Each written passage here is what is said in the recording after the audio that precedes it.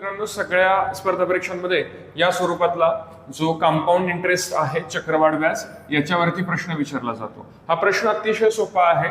5,000 ही मुद्दल आहे, म्हणजे प्रिन्सिपल 5,000 आहे. रेट त्यांनी 10% दिलेला आहे. तर 2 वर्षाचं चक्रवाढ व्याज तुम्हाला विचारलेलं आहे. लक्षात घ्या, जो रेट असतो हा रेट 10% आहे. याचा अर्थ 1/10 याचं रूपांतर केलं.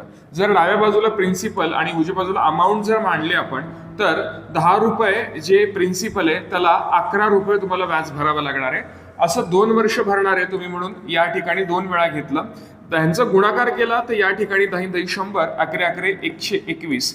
याचा अर्थ 100 रुपयावरती तुम्ही 21 रुपये व्याज भरणार आहात. आता पुढचा जो टप्पा आहे तो म्हणजे दिलेला आहे तुम्हाला प्रिन्सिपल.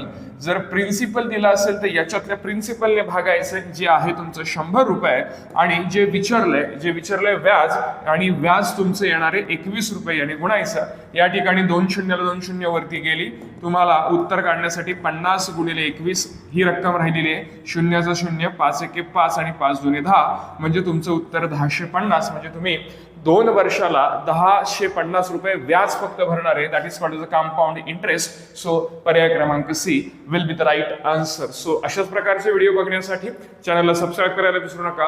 आणि तुम्हाला काही नवीन व्हिडिओज हवे असतील तर कमेंट सेक्शनमध्ये कमेंट करायला विसरू नका. So lastly, thanks for watching.